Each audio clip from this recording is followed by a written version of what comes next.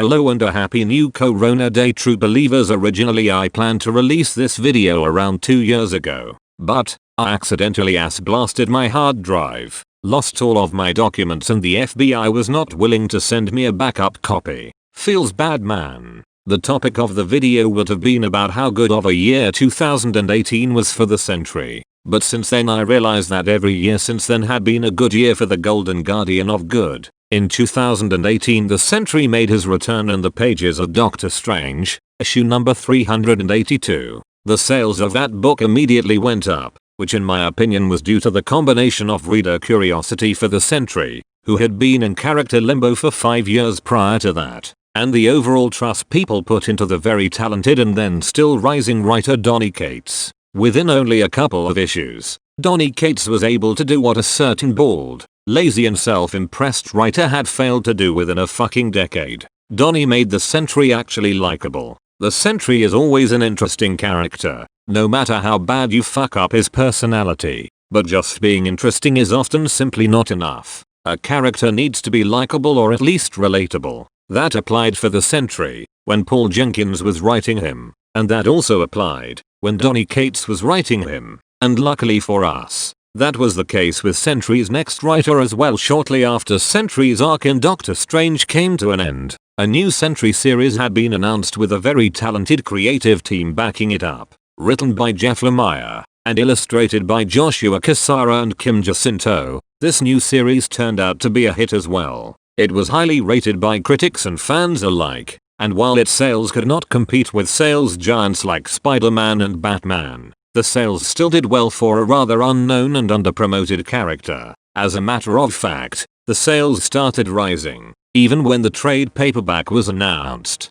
That is something that usually kills the sales, since people skip the floppy issues and buy the trade paperbacks to save money. But comics were not the only entertainment medium the Sentry appeared in. He was also released as a playable character in the very successful mobile game, Marvel Contest of Champions. Very shortly after, the Void was also released as a playable character. On top of that, the Sentry also got his own in-game event called the Age of the Sentry, which was named after one of Sentry's amazing mini-series. In the Contest of Champions event, the Sentry and the Void were the final bosses. The event also had a story, which was specifically crafted for the Sentry. In typical Sentry fashion, it had been revealed that the Sentry had been there from the beginning, but that he was too powerful and dangerous, which is why he was sent away and forgotten about. The game developers also did a great job on the aesthetics of the Sentry in that game. Originally they had planned to design the Sentry more alienated, with story-relevant crystals sticking out of his body.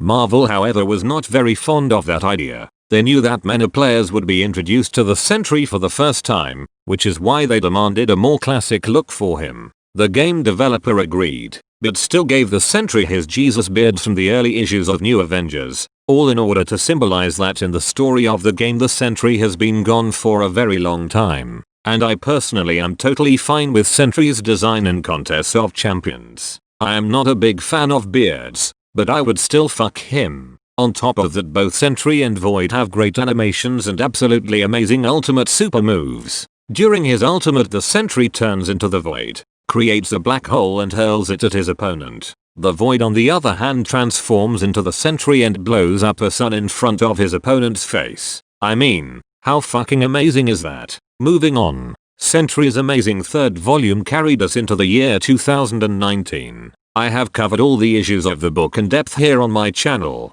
so make sure to check these videos out if you haven't already. By the end of the run, the Sentry had merged with the Void and flew off into deep space. The readers were left with the notion that he would return soon, and he did. The Sentry then appeared in the pages of Black Panther and the Agents of Wakanda Forever. There, the Sentry was still struggling with his new status quo, while the Agents of Wakanda Forever were trying to stop him from destroying everything around him. Sentry regained his senses and flew off into deep space once more, only to return shortly after in the pages of the Annihilation Scourge event. There, the Sentry was the main bad guy, who was leading the forces of the Cancerverse against the forces of the Negative Zone in the regular Marvel universe. It really ended up being a Sentry story more than anything else, given how Sentry's actions had started and ended the entire event. And with the Sentry appearing in every single issue, the Annihilation Scourge event carried us over into the year 2020. One of the shittiest year to ever shit on the shit. There really is no other way to say luckily for us.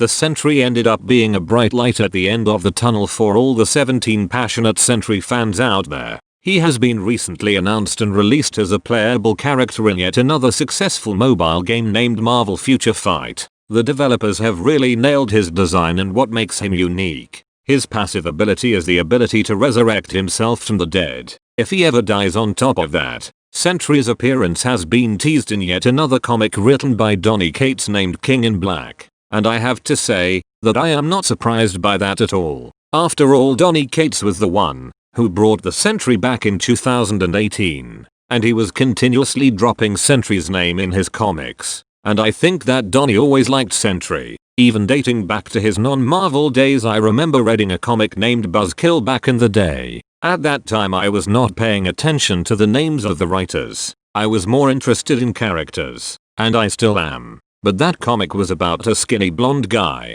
who gained powers and turned into a long-haired, blonde muscular superhero after drinking alcohol. That character was battling his demons. Very similar to the way the Sentry does it. The Sentry too was introduced as a loser who believed to gain power after drinking a special serum, which in that case was nothing more than regular old booze. The difference was that Sentry always had the power and was only hiding it, and now with the ongoing event King in Black, and after listening to Donny Cates' interviews, I thought I had an idea on what Donny was going to do with the Sentry. Donny was talking about cosmic Lovecraftian horror with all the tentacles, which was very fitting for the main bad guy Null. And which is also often very fitting for the Sentry due to Sentry's dark side devoid. If Null was supposed to be the King in Black, I was expecting the Sentry to appear later on in the story and end up being the King in Yellow. The King in Yellow is a Lovecraftian story about a cosmic entity named Hastur, who is the half-brother of the most popular eldritch abomination Cthulhu.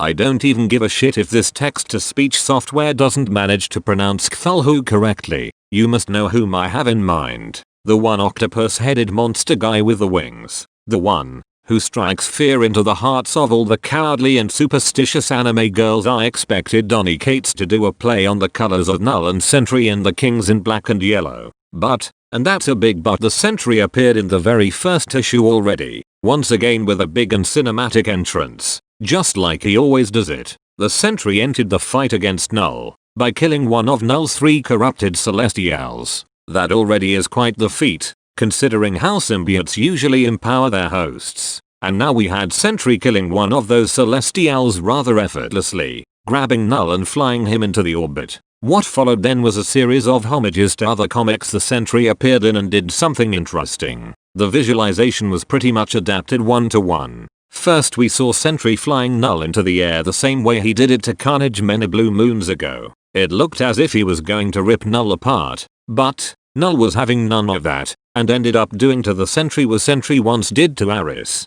Null effortlessly ripped the Sentry apart and consumed the void. And my jaw dropped. We have now entered an event where Earth's greatest warrior, who just easily killed a Celestial, got ripped apart and had his dark half consumed by the big bad. And now it looks as if it can only go from bad to worse, but fear not, true believers. That is not the end of the Sentry. We have already seen the previews for the tie-in comics, where the Sentry is still alive and kicking. Given how the Sentry has always been able to regenerate completely from total annihilation, it was to be expected to see him back. And he will be back early next year, if not even sooner. And who knows, maybe he will end up playing a much bigger role after all. So if we are lucky, 2021 could also be the year of the Sentry. Until then, have a nice day, and as always, stay vigilant. Oh, and wear a mask, wash your goddamn hands, and don't rub yourself against old people even if you are related to them.